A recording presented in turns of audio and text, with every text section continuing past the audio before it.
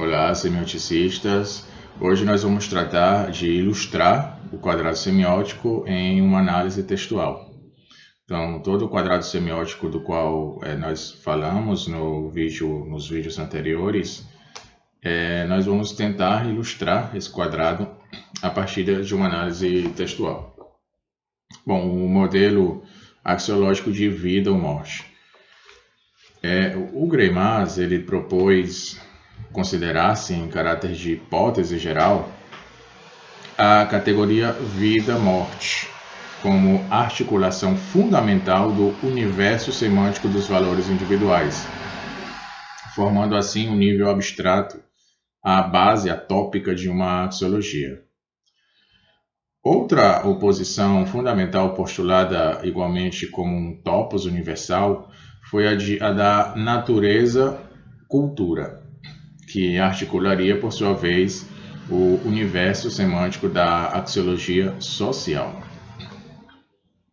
Bom, em sua análise da novela De Ami, de Maupassant, Greimas ele mostra como esses valores axiológicos são concretamente manifestados na novela por atores figurativos que representam as figuras elementares do ar, seria o céu, da terra, que é o Monte Valérien, de onde se faz ouvir o canhão prussiano, da água, que é o Sena, o rio Sena, onde se realiza a pesca milagrosa dos dois amigos, e o fogo, do fogo, que é o sol.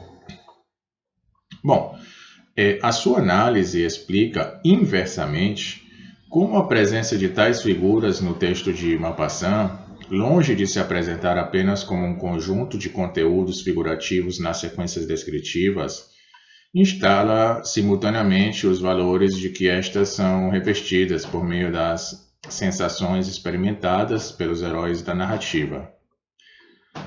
Assim, elas fazem sentido de maneira coerente e prestam conta dos valores investidos, marcando-os eufórica, ou seja, na deixe positiva, ou disforicamente, numa deixe negativa, e explicitam o simbolismo peculiar de Maupassant.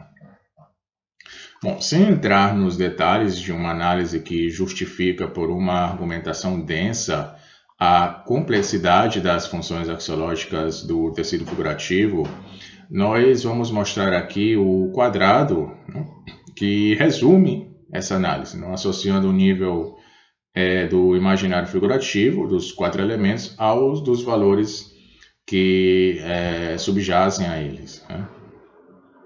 Bom, então, assim evocado, o uso do quadrado semiótico leva a explicar um micro-universo de significação, ou seja, um paradigma de termos definidos por suas posições relativas.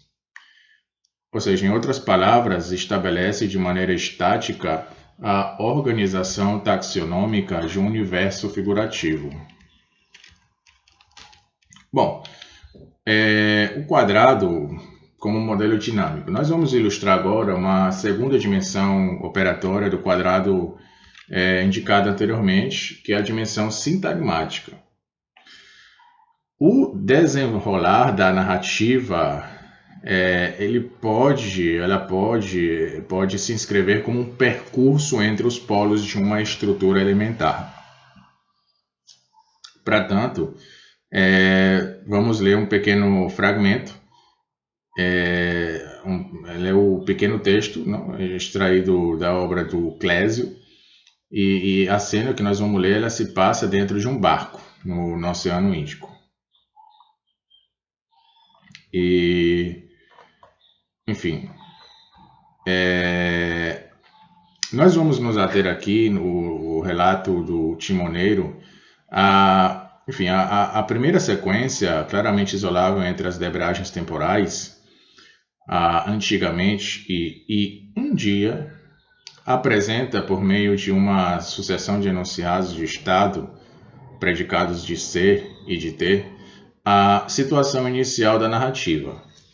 Ela instala o paradigma dos valores que estarão em jogo depois. Paraíso, duas ocorrências versus inferno, os ratos são animais do diabo, Esses dois termos podem, sem dificuldade, ser assimilados como figuras míticas aos valores da vida e da morte. Nesse estado inicial, como se vê, o termo paraíso está atualizado.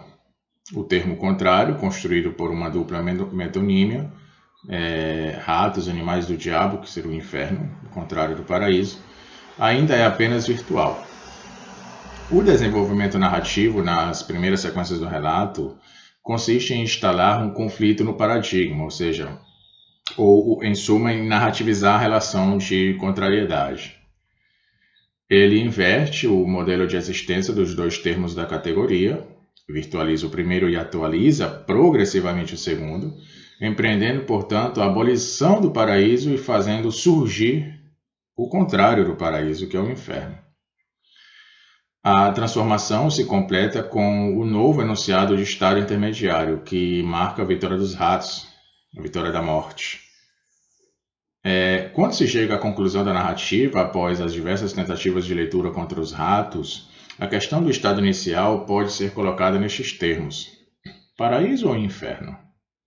E a resposta, evidentemente, só pode ser nenhum, nem outro, nem paraíso, nem inferno. E esse simples desenrolar, por conseguinte, põe em evidência a estrutura elementar, a alternância dos contrários, e é substituída ao final do percurso pela coexistência dos subcontrários, que se realiza no termo neutro, se é nenhum nem outro. E cada uma das sequências do relato pode então ser considerada estruturalmente previamente ao desenrolar cronológico, como uma posição no quadrado.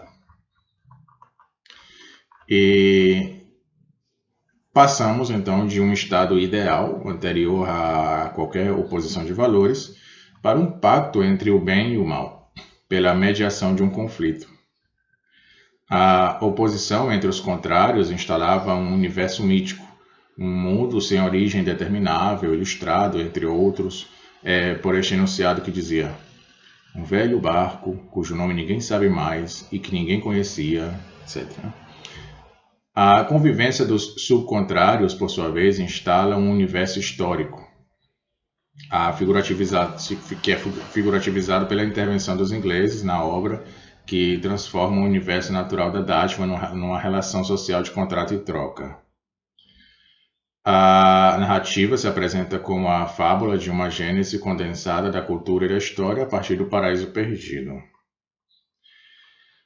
A combinação final transforma a relação polêmica, que é aqui implicada pela passagem exclusiva às posições contrárias e contraditórias, em uma relação contratual, que é implicada com seu núcleo semântico pela copresença inclusiva de subcontrários. E esse pacto entre os valores opostos ele é figurativizado pela partilha do território. A unidade espacial da ilha, homologável à sua unidade axiológica inicial, é quebrada e cede lugar a uma nova cartografia, que é doravante segmentada. Ou seja, existe a territorialização horizontal em torno dos pontos cardeais, os ratos do norte, as pessoas do sul, a territorialização vertical, os ratos nas árvores e as pessoas no chão, enfim. E, ademais, tal reorganização da figuratividade não é apenas espacial, ela também diz respeito aos atores. A Ilha Paraíso constituía, no estado inicial, um ator coletivo indiferenciado, e ao final da narrativa os atores estão já singularizados. Eles definem-se relativamente uns aos outros por papéis distintos e hierarquizados, formando um esboço de estruturação social.